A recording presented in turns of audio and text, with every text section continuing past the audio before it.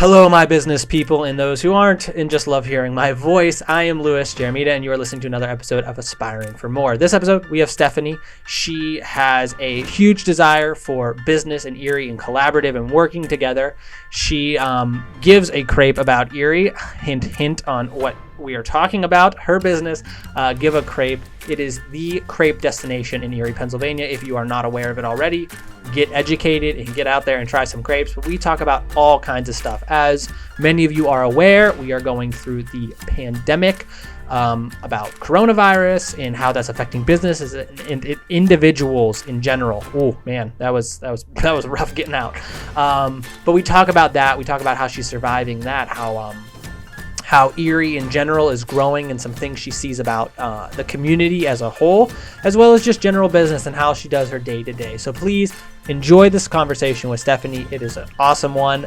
Thoroughly enjoyed it, and I will see you guys after this intro.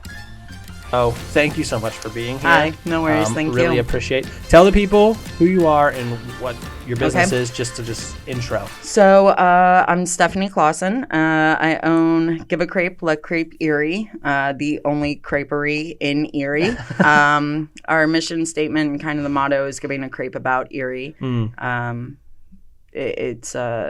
Erie has gone through, since the 14 years that I've been here, has gone through, thankfully within the past 5, like a really good transformation of local businesses and the support of keeping things, local, but kind of more hip and like bigger city with a small town feel, which is really, really nice. Because Erie, amazingly enough, has the population where you could literally know just about everybody. Yeah. It seems like everybody already does. Yeah, it's super weird. It was a little intimidating when I first moved here. Like, wait a minute, because I'm not used to that. Yeah. So, and it still is. Anyone from Northeast to Girard, 6 degrees of Kevin Bacon is real here. It's really, really unnerving at times. But yeah, so that's what I do. I make crepes, French crepes.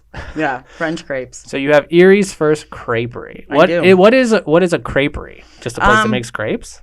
Yeah. So in other cities, CrepEries can vary from, just doing crepes as their main menu item. Mm-hmm. And then subcategorizing into sandwiches, into ice creams, into entrees that are, more fine plate.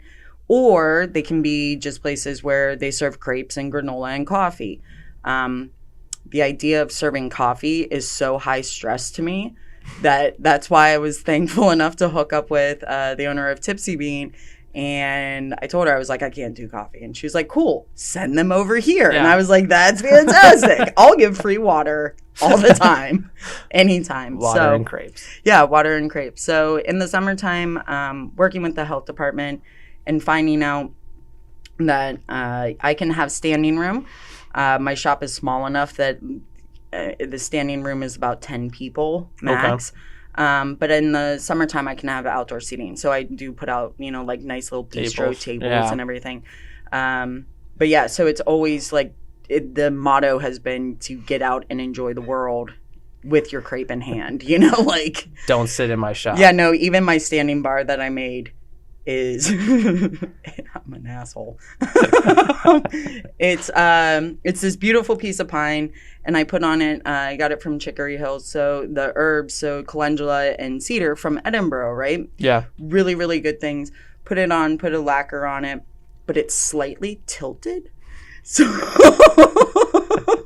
So when you're standing there, and it's not lacquered smooth, it's lacquered where it's going to puncture, it feels like it's going to puncture your arm if you lean too hard. So it's comfortable enough to eat a crepe and then want to leave. Oh, wow. But that wasn't intentional. No, that was totally that was intentional. Totally intentional. I was like, that's a happy accident. Yeah, no. It was intentional for the fact of I don't have the space with it just being me as the only employee. I can carry on a conversation for a good, maybe hour. But after that, I just kind of am like, I don't want to, I got to do something else. Good thing this podcast will be done in about an hour. Well, no, I mean, this is a completely separate, but when I'm working. When you're making crepes. Right. And I have, other projects going on, people ordering crepe cakes or, I'm cooking stuff in the back where I can't be up front and conversing, it makes it, and just as you host and you're in a house, you know, after a while you're like, okay, well, we should be doing something else, like a game, or you want to walk around the yard. Like, I can't do that with customers. So, and because I don't have the seating capability inside, when they come in, you know, and it's such a small space, it feels like I'm kind of hovering, at least in my personal opinion, that I'm watching their conversation, which is creepy as hell. Yeah. Like, I don't. So I made it that way so that people could go out, you know, like our district, we did just becoming a nonprofit, and with all of the businesses, because there's 23 businesses in our district, to be able to walk around and have food in hand and see other places, you know, go clothes shopping or go get like herbs, or just go get a cup of coffee, or walk around and see, you know, go to the doctor down at Ortho, you know, like you can do that and not feel like you have to be in a restaurant and that's the only place that you have to be in that space. That's when I did the podcast with Andora's Bubble. Yeah. They were the same way. They were like, get your bubble tea and go walk in the park. Yeah. Go walk downtown. I don't want people in my store. It sounds horrible. It must be like a trend for your businesses. Like, get your crap and get out of my store. But do you find it hard to like do you find people like wanting to linger and wanting to stay, and you having to like because I know for them, I've noticed when I go in, I see more and more like college students working and doing like they've kind of just grown in, and it's like, okay, there's nothing we can do. Right. Is that hard for you, or does the space kind of make that kind of easy? And the space makes it easy to have the conversation about like getting to know people one-on-one, you know. There's, like I said, because Erie is such the 6 degrees of Kevin Bacon, like I have met people who have known other people and they're teachers. So we're talking about, you know, like schooling stuff, because they have kids or are teachers of, you know, my children's ages of kids. And so you can become very personalized with them, but in the same regard, then you know that they are going out in the world to do that. And it feels more comfortable in that. I don't, as much as it's nice to have like the cooperative space of going into a shop and sitting there and working and everything, as a business owner, you always kind of want, it's a natural trajectory to take care of them. Yeah. And you can't, you know, like you can only do so much. So you want them to go experience the other places too that can take care of them, not so much in the monetary terms, but in seeing other places where they can also feel comfortable in that. So it's a double-edged sword. You want people to feel comfortable enough to sit and stay and talk to you and, you know, get to know your story, and you get to know their story. And then at the same time, like, go live your life and be a part of the world. It's okay. Well, is there like room at Tipsy Bean for people to sit? Oh, yeah. Like, so they can grab a crepe and go sit there? Oh, yeah. No, that's that was our kind of because the company is now a year old there at the shop, which is insane for me to say that I have been in a shop for a year.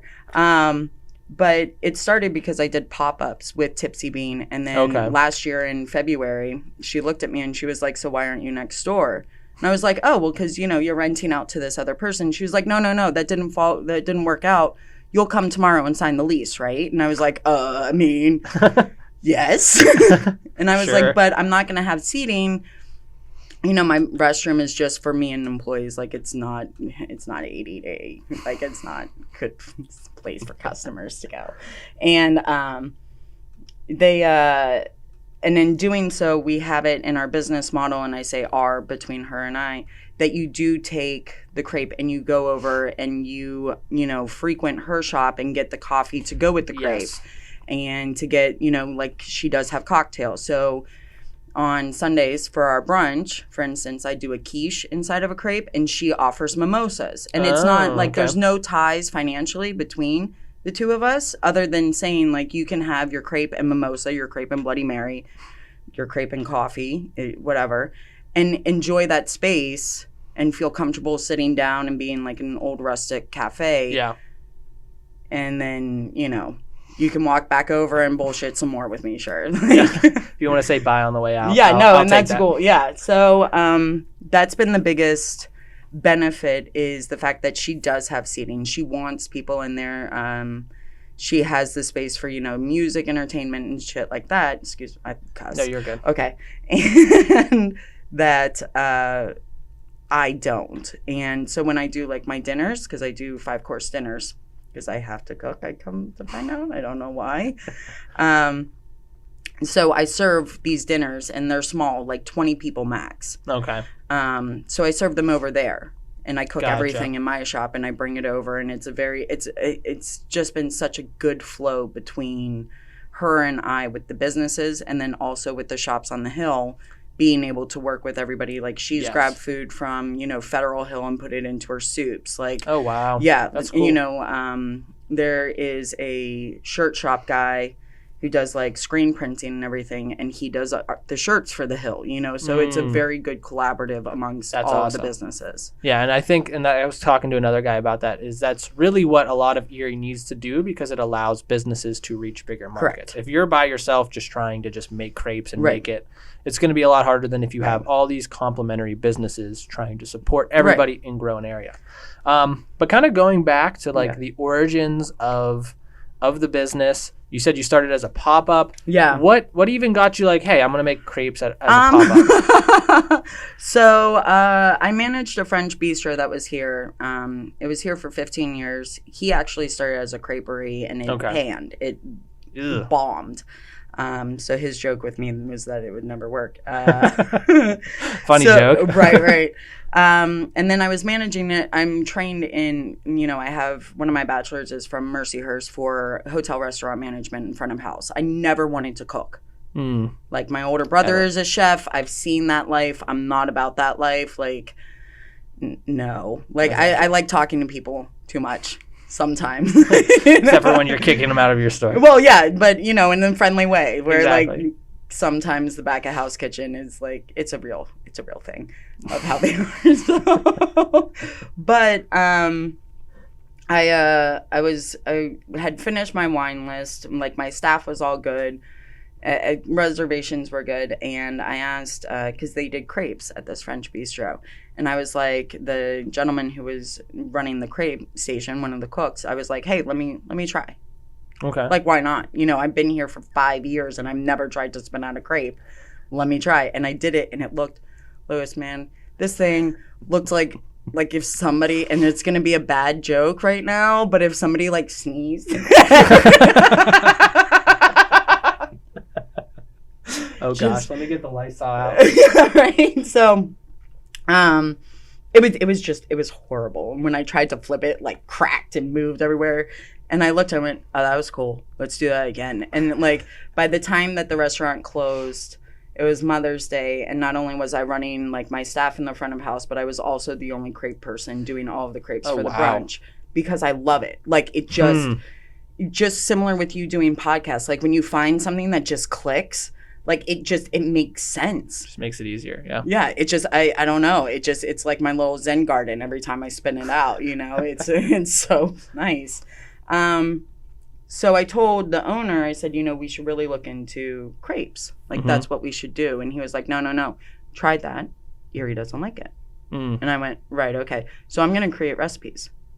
So that's what I did. Yeah. I started creating recipes, and then I was managing a local pizza shop, and the owner's daughter put on a couple of pop-ups, meaning that she would just, she and her significant other, they just put out ads, that on this one day from this time to this time, this was the menu.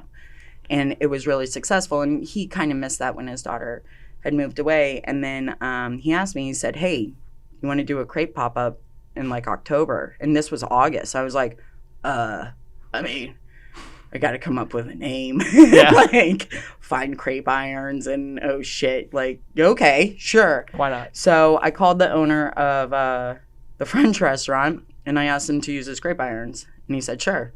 And that was October of 2016. And then ever since then, it was October, and I did November, December. I was like, all right, I'm done. 3 months, like January, February, well, nobody's going to come. And I actually got such a large response of, when is this? Why are you closed? Like, I thought this was an every Monday thing. Wow. Like, and I was like, holy Christ. Like, yeah, no, I'm coming back in March. And then ever since then, it went from popping up and dealing with the health department and just catering to finding out that I also had to have a mobile license, to catering and mobile, to when I was asked to do outside events or like events in coffee shops or other restaurants or distilleries. So my menu, come to find out, instead of being in this large functioning, pizza shop that I had 2 staff, I was able to do all of it on a 6-foot table, which was insane. So I started just popping up, and I was able, to get a hot dog cart, which I call a crepe cart because I have my crepe iron on it. Just a cart. Right. It's just a cart. So yeah, that's how it's just been going and moving and continuing and moving, and totally I was not expecting this at all. Yeah, at all. It was just it seems like you just stumbled into it. Like, hey, you want to make crepes for a pop up? Sure. And then people were just like, make me more crepes. Right. And they were like, what is this savory crepe? Like, you mean? And I've had people at the shop say, like, well, you need to have whipped cream, like ready whipped cream. And I'm like, no, I don't. And they're like, what? And I'm like, I don't make it.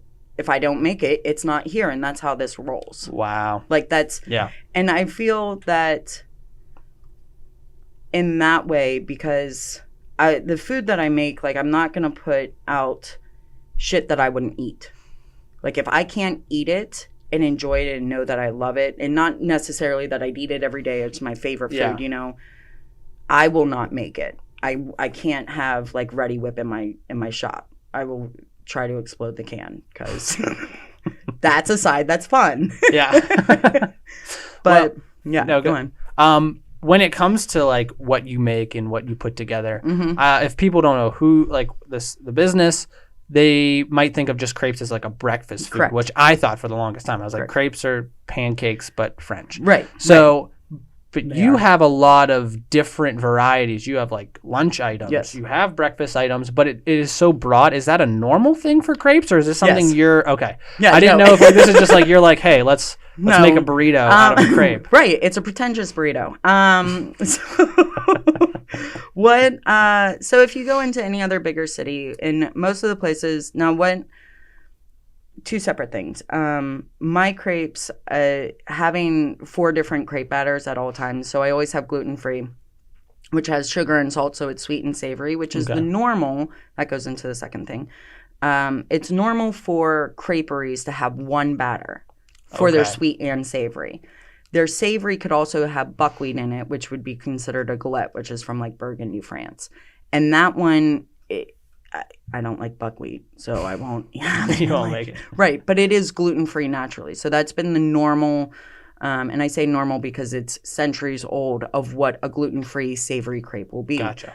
For me, because I don't like buckwheat and I do want more flavor to be able to be transpired, whether it's from meat to vegetarian, is I created a savory crepe batter that has no sugar in it. It's just herbs and anise and... There's salt and, a little, there's no black pepper because I've come to find out there's actually allergies of black pepper. Oh, wow. Right? That's sad. Yeah. I love black pepper. Right? And I'm like, how do I cook with this? And also garlic is a huge allergen up here. Right? I love garlic too. Right. And I'm like, I could eat raw garlic, so I smell. But they, so, and the sweet batter is orange and vanilla. And then I have my vegan batter. So vegan is very similar to the gluten-free, to where it can be crossed for sweet or savory. Gotcha. But when you go to other places, bigger cities, or, any city that offers crepes, they normally only do the buckwheat or a plain batter. And that's... Gotcha. But they always have savory and sweet. Doesn't matter. Crepes they are just the conduit to be able to eat the goods inside. Gotcha. And hopefully, it's like eating... The difference between eating a sandwich with white bread and eating a sandwich with multigrain. Both of the things can be made with the same ingredients on the inside. It's also the conduit on the outside that makes it a better sandwich. Gotcha. So it's like an add-on to whatever you're making. Correct. So when you're putting together menus and recipes, do you take them from things you've seen? Do you kind of create them from scratch? What's that process like? Both. So for instance, my caramel sauce, Rum and I had a really bad falling out when I was like 19. We never got back together. We hate each other. AKA hates me. So, for instance, the bananas Foster, right? Classic crepe. Bananas Foster, you flambe the rum, you get brown sugar and butter, and you put it over the bananas, and it's all gooey, yummy. Yeah. Because I can't have rum, and also Erie has a high amount of people in some type of recovery Yeah. or religious backing of why they do not partake in alcohol. Yeah. I created a cinnamon spiced caramel sauce. The base of that is actually from Martha Stewart's 2000 annual cookbook. Because I looked up caramel sauces, and that was, you know, a sauce that I found to be really like good and beneficial. I've made it at my house before, but it wasn't the consistency that I wanted. It wasn't like right there. Gotcha. So and that's pretty much what the creative process is you always start with something. You know, and then you continue on. When there's my beef that I'm doing this month, so the monthly crepe is a beef rôti. So it's a beef roast done in red wine with carrots and onions and herbs, and it's like super yummy and everything. But it's very similar to a beef bourguignon, right? It's just different. Gotcha. So you always, I mean, in any, and I think in any field, when you have the creative process going, you always have that base, and it depends on how you expand on it and how you grow with it and what you put into it, really. Gotcha. So, and then how do you test? Do you just make it and say, hey, it's here? If people don't like it, you don't make it again? Okay. Yep. That's pretty simple. Yeah. No, it's like I made this one, for Valentine's Day, I was at Altered State, and they were doing like this bourbon kind of cocktail, and they said, make a dish that goes with it. And I'm like, well, it's Valentine's Day. And what do people love on Valentine's Day? Champagne. Yeah. And chicken breasts, because they look like hearts. Never thought of it that way. Yeah, no, okay. I mean, it's a very aesthetic, you know, like food is aesthetic. So what I did, because I know, you know, with the mother sauces, there's like just a plain like blanc sauce. So I did a champagne mushroom tarragon chicken. Cool. And people liked it. I had never made it before that day. Wow. Okay. You're just like, this works. I know this works. tastes good. It tastes good all separate. Let's see what it tastes like together for my customers. And then I would ask them, I'm like, do you like this? And they're like, yeah, it's fantastic. I'm like, okay, good. It's like writing it down. We're going to put this in the shop. Right. That's pretty much how. Which is, I feel bad. And I do. And I'm very honest with my customers. I'm like, just so you know, you all are guinea pigs. Yeah. And I mean, some people like that. They like to be like, if you find a place that you like, oh, I love these crepes. Like, you want to test. You want to be able to try new things. Like, I know when I go to bringing up Pandora's Bubble again, is I love when they make new things. It's like, okay, cheesecake bubble tea. Right. That sounds disgusting, but I'm gonna make try it. Yeah. Let me and see. And I think also for Give a Crepe, not only like everything that I've made. My children are the real guinea pigs. Like they're snots. They let me know. I make this crab cake, right? That goes inside of the crepe. It was after conversations with customers, but I made it first for my kids and I to just test it out. And my daughter, who doesn't like crab, who doesn't like seafood, she ate it because she believes in like a thank you bite, you know, like you are thankful for somebody making something. So she took it and she went, I would never eat this, but people will like it. Don't ever serve it to me again. Where my son is like, I'll take like another bowl, Mom. And I'm like, okay. So the fact that they are able to, they have such a the CrepErie is made for them. Like they are, I'm not from here. They are, I want them to be proud of Erie, because when I first moved here, I hated Erie. Hated Erie. Wow. Hated Erie. Like, hated. I'm not, wow. I like really driving that home. She hated Erie. Really, guys. like it took me meeting so many people who are not from Erie, who have chosen to make this their home, to exploring the outside of what Erie is, Erie County in general, and how beautiful it is. And then also to see my kids like grow up and have all of these options. Where coming from Pittsburgh, you know, there is no way in hell that you are going from Fox Chapel to Washington Township in 30 minutes. No. Ever. No. Right? But I know that my kids can go from Northeast, this very beautiful historic place, to, you know, Albion Fair in 30 minutes and see like such a range of things that Erie offers. And so to make them have a place that they can go and have like, They love Smith's hot dogs. I'm not from Erie. I don't like Smith's hot dogs. Sponge candy. Do you like sponge candy? No, it's Thank disgusting. you. Okay. Oh my God, thank I you. hate sponge candy. I'm actually saying this. I'm live. I'm saying this. Like, I don't like sponge candy. It's super gross. It's styrofoam and chocolate. We're going to be banned. My fiance is from Erie, like born and raised, and she's like, sponge candy. And when I first came out, I was like, this sounds awesome. Right. Took a bite and I was like, it's great. And then everybody I tell I hate it, they're like, wow, what's wrong with you? Yeah, no. But everybody I give it to who's not in Pittsburgh, people in Pittsburgh that aren't from Erie, they're like, what the heck are you eating? Right. Like, how the heck is this a thing? Right. But, see, like I say Sarah's chocolates, right? oh my gosh, yes. I love Sarah's chocolates. Right? Market District, like for Giant Eagle, took over Sarah's chocolate. Like that's where their chocolate covered pretzels are from. So I know I can go to the Market District at Giant Eagle and get my Sarah's chocolate. Like I used to, as a kid, play around where the chocolate factory was. That's as far as I'll go on that. Okay. So, we'll leave it there. Yeah. Guys. So, like, because it's in Cannonsburg. Like that to me, where people up here are like Romulo's and Palazzco's, amazing chocolates. Oh, yeah, for like, sure. Fantastic traditional Italian chocolates, like, and Polish chocolate. Wonderful. It's not Sarah's. Mm-hmm. Like, we do have our regional things. And so I'm hoping to have, like, grabbing back into what we're discussing here. I'm hoping we're Erie. For my kids, they would say, like, these are Erie crepes. Like this is regional for them up here and regional for their county. And when did that switch for you? Because obviously you got into this not with like this grand scheme of how I want to build these crepes and for my kids.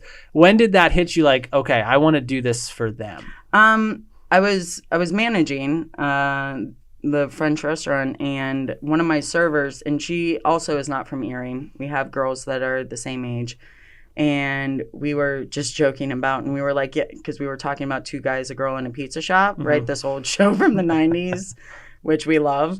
And she was like, we could be like two girls in a crepe cart. And I was like, yeah, mind you, she owns a consignment shop in Girard, and she's very happy doing that, which I'm very happy she's doing that. So that's actually where the name more came from, was two girls who give a crepe and a crepe cart. And then she went and did her passion, which is consigning. And I kept with crepe. And like I created these recipes kind of in regards like, hey, what do you think about this name? And she was like, yeah, you do the food. I don't want to do food. Like, I just want the cart. I want to go to Blue Heron with crepes. And I was like, yeah, I know, so do I. But that was the big change, was meeting, in all honesty, that French restaurant, meeting all of these people, because people who would come in were either from out of town traveling in, and just the conversations that they had and the beauty that they saw in Erie really did help, like, solidify how great this place is. Yeah.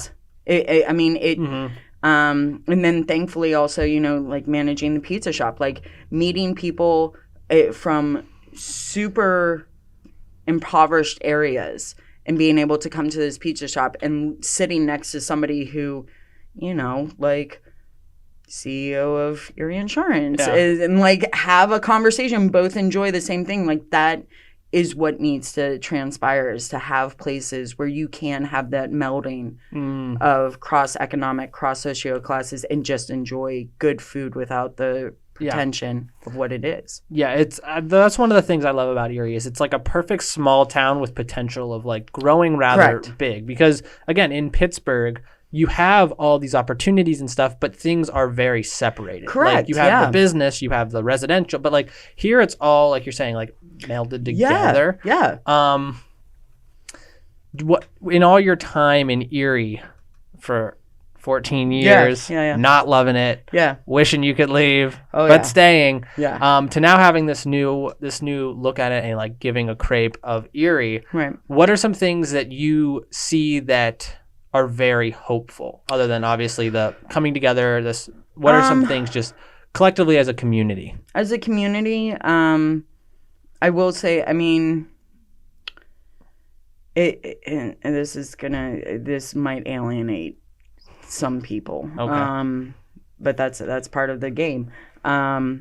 Is the transition into a more tourist hospitality health center based place, because traveling and growing up on the East Coast and by the ocean, you know, I saw what it looked like for tourist areas in the super touristy season, but then also how it moved in winter months and how the community really did. They still went there. They still were like, we love this and we don't mind the tourists coming in because now we have this. Like, they were very proud of it. So to see that change in Erie, you know, moving into a more cooperative way where restaurateurs and community, and I speak mainly from the restaurant industry. Gotcha. But also universities, you know, Mercyhurst, who's my alum, they work so well. Part of the research and development side of why I did choose my location was because Mercyhurst reached out and their students needed a R&D, you know, project to do. And they worked with Penn State and Edinburgh and Gannon, and all 4 of these community colleges, and I use that term loosely because I know of what's going on politically right now, but all of these universities and colleges that are in our county were able to come together. These students, some were from Erie. One young lady was from India. Like, one young lady was from, you know, New York State. Like, they all come together to better our community, and they are seeing the positive. Yeah. So when that is happening, I mean, it's just, that's where I can see the growth and the positivity coming to. Yeah, people being able to work together, being able to come together for a common goal, no matter where you, like, as long as you can agree on the end goal and put everything else to the side, like, those things do matter. Differences, all good. You should have those, but you should be able to put those aside when it does come down. Right, like what's happening right now in downtown Erie, I completely support. Okay. Like 100%. And you're referring to the like the EDDC? Okay. Yeah, hell yeah, man. Like, that is awesome. With the art museum, what they've transpired, like, I know, all right, there's all of that jazz and shit going on back doors, you know? But the art museum, the staff there, the artists that are coming in, the fact that they do still communicate with the original art society in Erie, and now we're trying, you know, because like it's on the roller coaster. So now it's coming to the leveling plateau of just seeing the art community better. And I will say Erie is one of the largest art communities in this small community of this county that has such a high impact. Yeah. Everybody, I don't care what you do. If you make paper, if you like play trumpet, I mean, you know, everybody to where it's just better, and they put that aside. And I will say our artists and the musicians have, behind closed doors, whatever, when they look at like the outcome, they always push for a better, more inclusive Erie. Yeah. And the EDDC, they're doing, I mean, they're doing great things. Yeah. They're doing great things. It sucks. Okay. Yeah. You know, like, stores are being lost, but then I also look at like, well, Mill Creek now has gained a fantastic restaurant, like Cow Thai. Moving out there to that shop that didn't sustain a restaurant for the past 14 years that I've been here. And now, I mean, it's beautiful. And they, for their artists, grabbed a local artist from downtown to be able to paint their outside. Like, it's great. I forget who it was talking about it, but they spoke on the issue, and they said it's actually helped our business so much. Being able to have space and parking and people to, like, it's actually grown their business. And yes, there is some things you can't make everybody happy when you're doing things like that. But again, it comes down to what do you want Erie to be? Do you want it to have rundown buildings with great restaurants in them, or do you want the ability to be able to have something new, something that draws people into the city?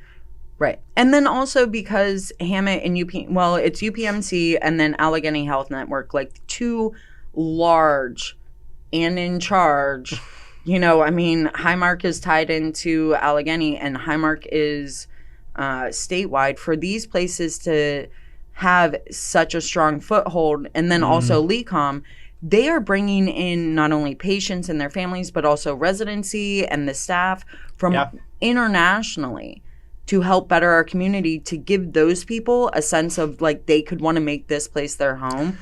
We need that. Yes. We need that. And this goes back way to another episode I did a long time ago with the Erie Innovation District, Carl Sanchek, he was talking about one of the biggest problems that they were trying to solve was the brain drain in Erie. You have all these colleges, you have all these hospitals, you're bringing people in, but how do you make them be like, okay, I want to stay here? Correct. Usually, and even the kids that are here, they're like, okay, I'm going to go to Edinburgh and then I'm going to leave. Like, let's just get out of Erie. Right.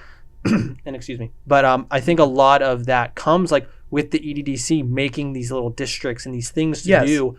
That's what's going to draw people in, because like for yourself, it took you how long to realize, oh wait, Erie is good if you just dig a little bit deeper. Yeah, it took 7 years. Yeah. I almost know the date. You're like, on April 21st, I was like, oh, Erie's not bad. Oh, it's not that bad. But like a normal college degree is 4 years. You got 4 years, you're in Erie, and you're usually like, oh, there's nothing to do. Right. This sucks. Yeah, they go to bars. And then in the summer, you're usually gone. Right. When Erie's its best. So how do you, in those months when Erie's not its best, grow and drag people in? And I think it's by creating things that cause some kind of draw. And I will say, 2 years ago with our Presque Isle, our national park up here, which, I mean, when I moved up here, I'm like, it's a national park. Like, are you kidding me? Like, where's the gate? I don't understand. But with the national park getting listed in the top 200 places to travel to, in the States, did help. And then also what was nice about that article is they didn't just mention the summertime beaches and the concession stand. They also mentioned all of the hiking trails, the, like owl population, the aviation population that is here, and the fowl, and, all of these natural areas, but, cross country skiing. And when I went out, it was about 7 years ago, when I went out to like, to the lake and I saw the ice forms, like the ice waves, it blew my mind. I was like, what do you mean I can walk on water? Like, not just walk on a lake flat, but like walk on waves? This is like, how is this place not packed right now? Like, I was sending pictures to my older brother and my younger brothers. I have 5 brothers. Oh, wow. Yeah. That's awesome. So sending them to all of my brothers, like, check this shit out. Like, you need to come visit me in the winter. Like, screw the summer. Come visit me in the winter. Yeah. Well, I just recently, and this isn't winter because it was just a couple weeks ago. Me and my brother, we were walking on Presque Isle, and I was like, you know what? Let's go. I rarely go to Presque Isle in general just because usually summer I'm the busiest. Right. But I was like, holy cow. Like, the ice is like almost formed out to the rocks, and I'm like walking out here. I'm like, this is I thought it was sand at first. Right. I was like, wow, the water's really receding. And I'm like, this is snow. Right. This is so cool. See what I mean? Yeah. It like blows your mind. Like, how is this feasible? Because like the Monongahela and the Allegheny, it doesn't. Right. Okay. It's okay. I mean, even Ohio Pile down, it doesn't freeze like this. Like it's super cool. Like the fact of we have 4 seasons. Which I was always like, nah, like I want salty water. Like I was scared of the lake when I first came really? here. I was literally terrified because nothing lived in it that would eat me. I grew up on the ocean, like being a Navy kid myself. Like I grew up being on the ocean, being like, oh, you can't go in there because there's shark fins. And I would be like, oh, okay, yeah, they'll just play in the, edge of the water. Like that's, so to come up here and then just see this beautiful lake that looks like an ocean, doesn't smell like an ocean though. Thankfully. And there's see, for me, I'm like, I love that brine. I can't stand it. No, I brought my kids down to Hilton Head in Beaufort. I used to live in Beaufort, South Carolina, and mind you, you walk around, you get like a layer of salt, and I'm like, yes, yes, rubbing it in. And the kids are like, please, just can we shower and like get it off of us? Like this is disgusting. I'm like, no, we need to go in the water and we'll be fine. So no, it's Erie has such a cool thing going on. I don't know. Yeah. No, you're right. And a lot of people, that's what they say is Erie is so great, but they usually come so close to where they need to be and then drop the ball. And I think it goes back to being able to work together. Like you have the resources, you have this great piece of America that you can really do something with, but if everybody's just wanting their own agenda and not working for the common goal, it's just going to fall apart right at the finish line anyways. And I will say, with our district, it's small, communicating with the head chairwoman of Allegheny County. She helped develop and work with these small districts like, what's it called? Like Edgewood. and Swissvale and Okay. Lawrenceville, like all of these places that were totally terrifying to travel through growing up, like terrifying. Yes. To now go and being like, I'm going to eat at a Thai eatery that's just like, you know, beautiful and expensive and like super wonderful. So working with her and seeing what our district is, like we have, why I chose that part of Erie. We aren't considered downtown Erie. We're considered midtown. Okay. But we have almost an 18 block radius of what our district is. And that is so powerful to be able to come in and say, you know, like, yeah, it is safe to walk around, just like downtown Erie is now, you know? Yeah. And like, yes, we are working with everybody from, you know, like Mercyhurst area and upper, you know, 38th Street all the way to the Bayfront to be able to get our city in collaboration so that there is a midtown, there is, you know, a downtown, there is an uptown to where it's not just Peach Street and Mill Creek and Fairview, and then, oh God, there's Girard, you know, like, sorry, Girard, I really do love you. They have a great, like, they have great hiking. They got things going for them. Oh my God, no, downtown Main Street Girard is super, like, it is so quaint. It is cool to drive through. I drive through there for, like, the mechanic I go to. Okay. Because I live in Fairview right now. Okay. Hopefully relocating to the city again. But so I'll go through Girard every now and then. It's pretty cool. Yeah, no, it's super. And if you and your fiance are into, like, hiking or anything. Yeah. There's in Girard off of, I think that's Route 20. Yeah, Route 20. You take this little alcove into, what is it? It's Elk Creek Lodge. Elk Creek Lodge. Right. Okay. But it's this whole it's where my kids learned how to swim. Like they have a water hole that is 12 feet deep. Oh, wow. And that's in the dry season. Okay. So like, and it has this really nice current that you aren't being rushed down and through, but it has waterfalls and hiking and creek walking, and it's wonderfully clean. Wow. And wonderfully taken care of. And it's like, I mean, it's fantastic. To look up. Yeah, and like Wintergreen Gorge. Yeah, that's amazing. Have you ever been to like the swimming parts of it? Yeah, I believe I was. I creeked it at one point with some friends, and there's some places where people were swimming. I don't know if that was the swimming part, but people there's were like swimming multiple, along the whole thing. And there's like this one part where they have a tree rope. Yeah, yeah, and it's like, oh my God, they're gonna die. Like you're gonna because the rocks. To me, I would never let my kids do that. I hope they do it when I'm not looking or around. But you know they're going to. I do know. I know. Yeah, I think that was right around the part where I was walking and the guy was asking me for drugs. And I was like, you're like, sir? Yeah, no, that's, I will say that's like a strange thing that I have noticed up here is that is a heavy push, you know, to be able to enjoy the beauty of what we have and not condoning or, you know, anything, but, or bashing, I should say. But Erie is a super cool place without it too. Like it is fucking beautiful. And yeah. I mean, you know, it's super cool. I mean, a buddy of mine just called yesterday and said that he took his kids maple syruping, like to the different maple syrup places. That'd be cool. Right. And I've done that once and it was so cool. I don't know why I haven't done it again. Because you don't, you know, that is something that we have to work at, I think, as like a community, is to remember that places outside, we all get into our bubbles. You know what I mean? People will tell me, what's a good place to go eat? And I'm like, why can't I think of a place that I love to eat? Right. But I'm always eating at places. And then it's like 30 minutes later, I'm like, okay, here's like 10 places that I'm going to tell you to go to. I'm just going to, you know, food bomb you. No, and that is, and I will say, just because you did mention like touching on the coronavirus, we might as well let's just jump right into that. Yeah, attack that elephant. For my business, I'm to go. As you know, I have an uncomfortable place to stand.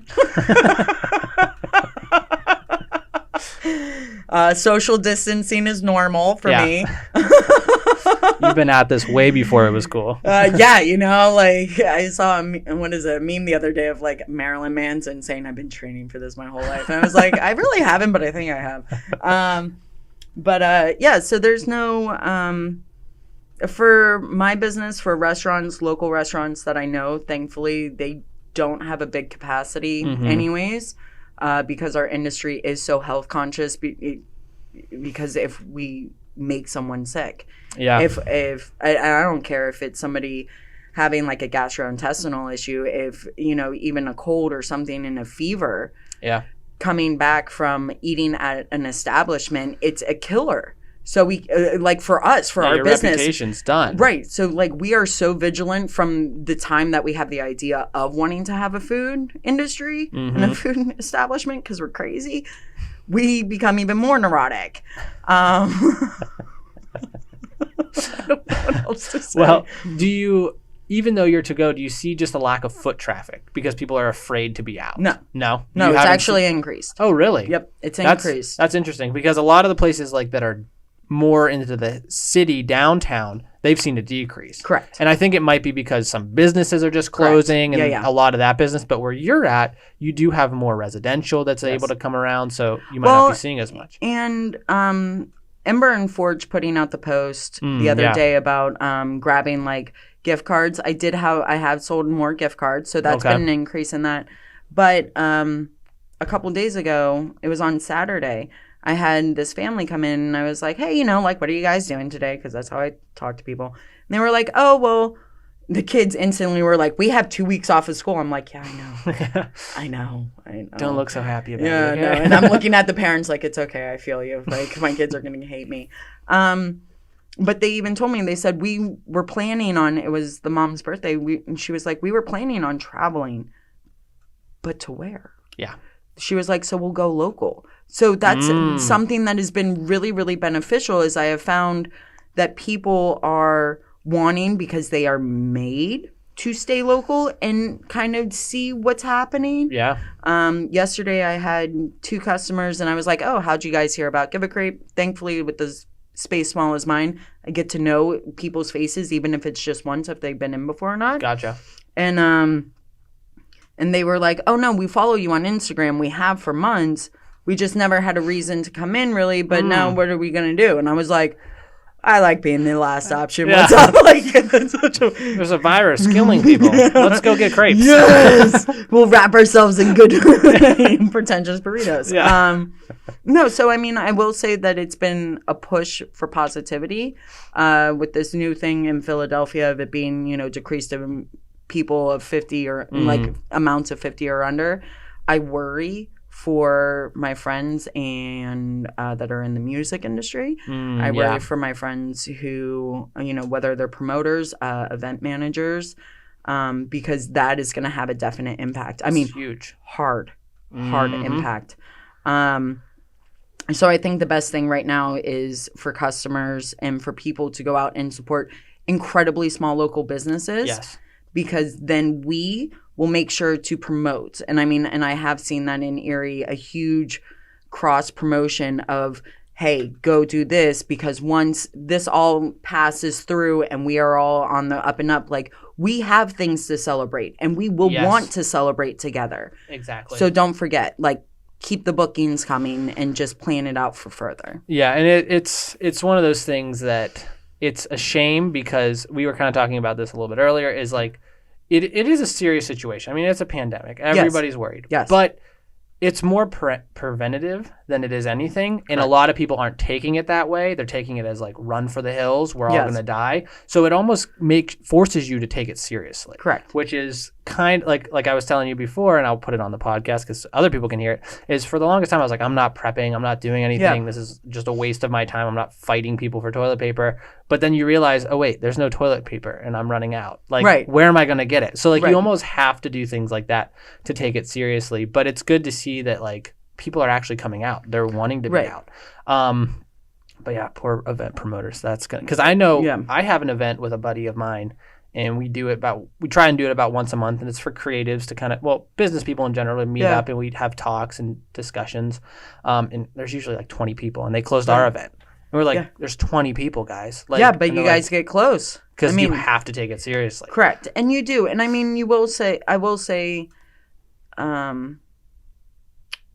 the negative fact is that personal feelings is that it's taken something like this for people to start to realize how quickly so many things can spread and how vigilant it's okay to not be like, nothing against people with OCD, but to use the term lightly, to be OCD about things. You don't have to be that. You just have to be like, just, I don't know, man. Like, just be clean.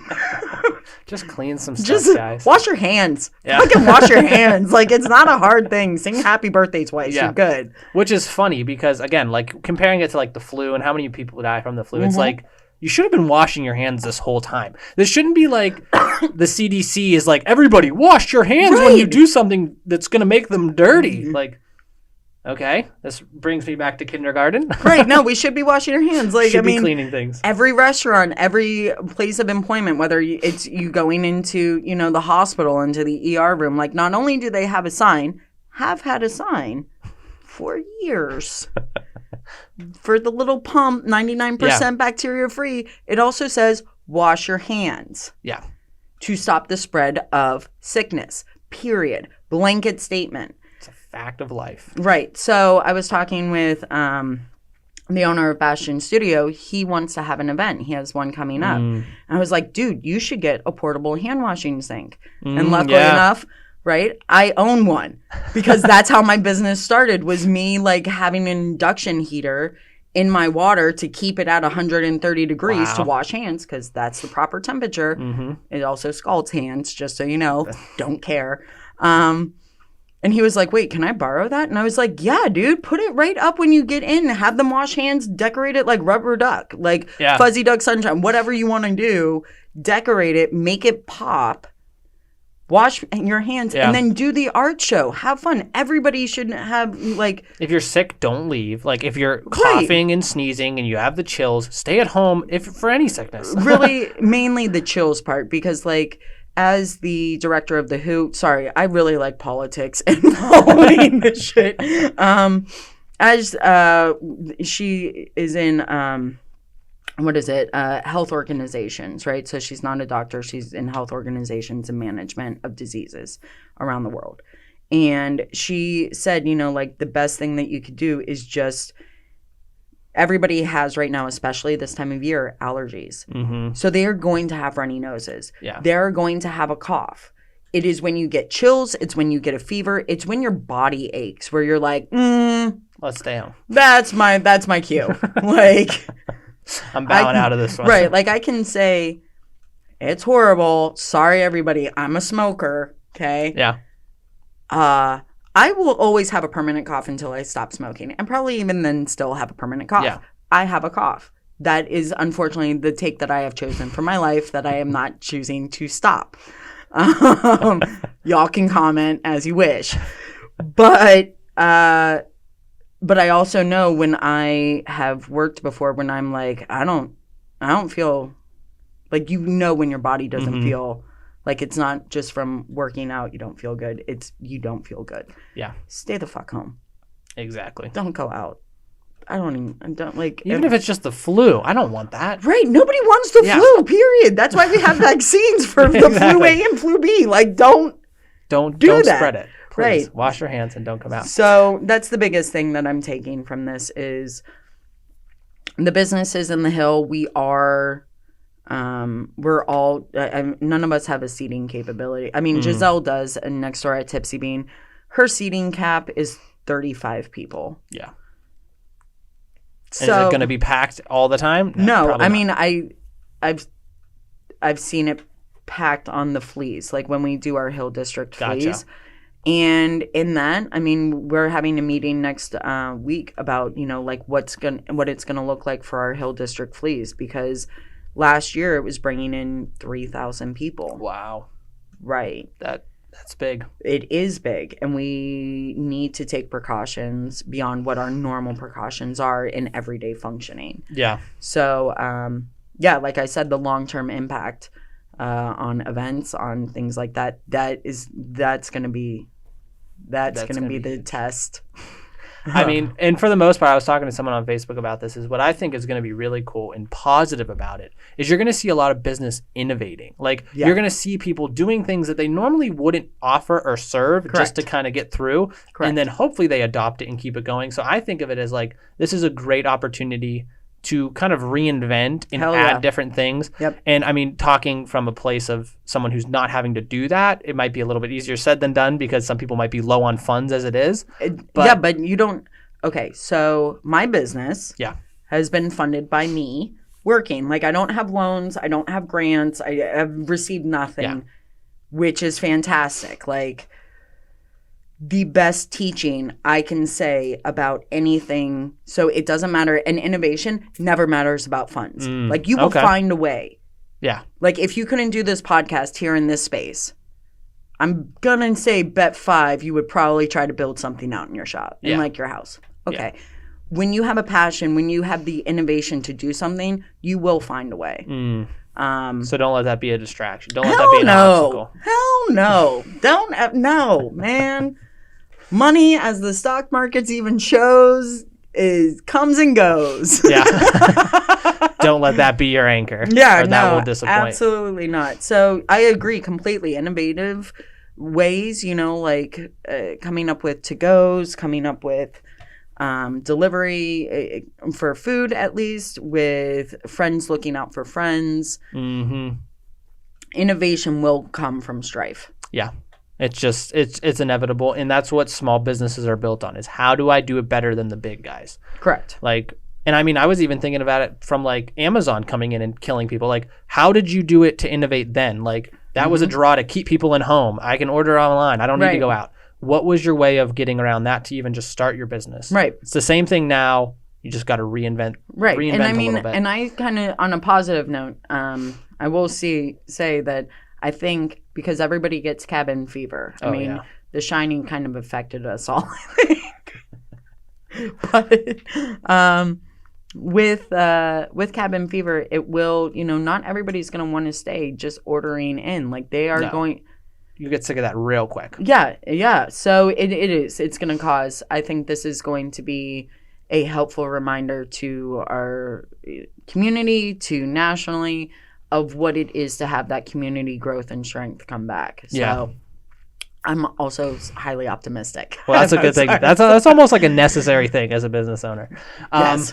Now, I do want to keep this quick because I know you do have to go. Yeah. But one last thing I do want to talk about is, where do you see, or where do you want Give a Crepe to be going? Because you you're working by yourself. You don't have employees. Touch on that a little bit, like what that struggle is like when you're not there, you're closed. Like, I know. How hard is that? Like that face. Like sorry. Yeah, if you're watching this, you would see that face. But you could feel that face. Yeah, you could feel the face. I would love for my business to have 2 employees. I just recently switched over to an LLC. Okay. Which is, just so you know, on a business note, never start as a sole proprietor. Okay. It is a pain in the butt to try to transfer everything over to an LLC. Something that is good about business is you get to learn and grow. Exactly. I thought that I would want to franchise out and go just keep it to Lake Erie. Okay. Giving a crepe about Erie. Right now, my goal has always been for it to be a 15-year project. Okay. And then hopefully it will either be viable enough for somebody else to take on, or it will be at its run. Gotcha. 15 years is a pretty good run for any type of business. Yeah. Period. For real. It really is. So, but I don't know. Everything, it started on such a whoop that I know I can't bake. Okay. I'm a horrible baker. So I can do meringues and I can do crepes really, and I do food. I don't know if I want to go into, I would like a second location, to be honest, which is why I said 2 employees, because I never see myself fully removing and just becoming at a desk, looking over the numbers and then checking in. Because I love what I do. Yeah. It's like an art for you It's an art form. Yeah, You're I guess. making crepes. Yeah, I guess. It really is. It's just I love what I do. And I love that I would always want to be available to have people see. Not me making crepes, but to have people enjoy. It's old school mentality that when you put love into something, love comes out, man. Like, it sounds hippy dippy. I know. I get it. But it's a true thing. Like, you feel when something is just bleh. Yeah. Bleh. So yeah, no, with Give a Crepe, I don't ever expect to not be on the hill. Okay. That is a place when I moved here that I saw and I was like, that place is cool. Like, this is where you want to stay. This is a cool little place. And then, so for my shop to be open there, the next one I would love for it to be downtown. Just because I do really strongly believe, as much as Mill Creek is great and Fairview's cool and Girard's cool, I have loved and only lived downtown Erie. I like city life. I like the fact that I can garden in my backyard and know my neighbors like over the fence. Grew up in suburban areas and I love knowing my neighbors. Yeah. And I really, really have a good feeling about Erie, and that downtown Erie was where I have a good feeling. Yeah. And you even see it in the younger demographics of people, is that they're drawn to the city. Yes. So even though you may put something out in Fairview, the younger people want to be in the city. Yeah. They want to be able to travel to those destination locations, and they're kind of fed up of suburban life. Like, they want to experience something new. So I think that even just as a business move would be better as these generations grow up, and Erie growing, EDDC changing things. Like, that would only just be beneficial. And I will say, you know, the idea of gentrification and like, but when you look at like West Side Erie neighborhood, like that whole group that's working with Gannon and they're on A Street, what they are doing to that Front Street area with bringing the neighborhood together is so reminiscent of, you know, it's Mount Washington area. Yeah. And it's bringing together people from all different areas of life. In all different ages of life, to reteach again what it is to be a community. And so for business-wise, to move away from that would go against what my business motto is. Like, I have to be giving a crepe. And when I say giving a crepe about Erie, yes, I do travel around to the county. Yes, I do pop-ups. But when I say Erie, I really do mean the downtown Erie district of uptown, of midtown, and of downtown Erie. That is where it needs to happen. Yeah. So that's, I don't know, 15 years and we'll see what happens. We'll see. That'll be a long time to commit. Right? But we're looking forward to it. I'm at 4 years, so I got 11. Got 11 to go. Not that I'm counting down that date. It's not like there's a calendar at my store or anything. But in wrapping this up, kind of just give some things that how people can find you, where your location is. Right on. Some plugs. So website is giveacrepeonline.wordpress.com. As you even heard me stutter through it, it's incredibly long. Go into Google, type Give a Crepe.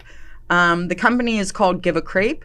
La CrepErie. So when you look up, if you put in CrepErie and Erie, I will be the only one popping up. And then you will see Cloud9 after that. And then IHOP and Bob Evans. I have different crepes than them. You don't say. I have different crepes. So, but I am on Google. I'm on Yelp. I'm on TripAdvisor, Facebook, Instagram, website. I'm in the Erie Historic District Collaborative, which our new nonprofit name is is EHDC, so the Erie Hill District Collaborative. It's a collaborative of 24 businesses, and you can also find Give a Crepe on their website on shopsonthehill.org, which is the website that I manage and run for this. So I like to do things. But yeah, I'm on Peach Street. My sidewalks are painted like a multicolor there you go. kindergartner because I got bored one day. And if you have driven way past Tipsy Bean, then you've gone too far. But you can always park in Tipsy Bean parking lot. There's always on-street parking. You never have to worry about it. You just walk around. We're all pretty cool people. Most of the time we're sarcastic assholes, but we're good people. Hey. So, some people, I mean, you connect with people like that. Yeah, you just gotta be yourself. That's pretty much Let your energy be your energy. So, so that's how you find Give a Crepe. Upcoming events, we have, I'm doing my winter dinner series on the last Wednesday of the month. I do 5-course dinners that I make, and they change because it depends on what I want to make. But it is posted on Facebook, on Instagram, reservation only, BYOB. Go and check it out. If you want, it's going to be Caribbean style-ish. Ooh. I don't know. Interesting. It should be fun. Last month was the main entree was beef braised short ribs, which I learned how to cut short ribs with a hacksaw. Let me tell you, Ooh. I have no fears about not being able to go grocery shopping. The first one that I did was a classic Italian porchetta, which is a holiday dish. This month is swordfish. Next month will be Cornish hens. Wow. So, and then those will start up in the fall. Just come take a look-see. We hang out. Not for too long, though. Stop in and then go. Not at my shop, because then you can go over to Tipsy Bean and see me go over and grab enough caffeine to keep talking like I'm, zipping around everywhere. So, wow. Yeah. Well, thank you so much for stopping by. Thank you, everyone, for listening. Thank you, y'all. And we'll see you guys later. Yeah, cheers. Here we go. Tail end of this podcast. As you all know, it means so much that you made it through this hour-long interview. Some are so much easier to get through than others, I will say. I mean, just things that just grab your attention and that are interesting. I hope this was one of those podcasts. I hope all of my podcasts are like that. But let's hear it for Stephani and all the great content and business advice that she has been showing. I mean, this was a great conversation. So thank you for her. If you guys have not, definitely check out Give a Crepe. I haven't been there yet, but I will tell you probably by the time this is posted, I will have been there, and it's going to be amazing. So thank you guys again for watching, and please reach out to her. Help all the small businesses in this climate of coronavirus. They need your help. They need you to be out there. So please do that. Again, shout out to Cam for the great studios. If you're looking to start a podcast, check out Cam. And that's about it. My lovely people, thank you so much for watching, and I will see you in the next interview.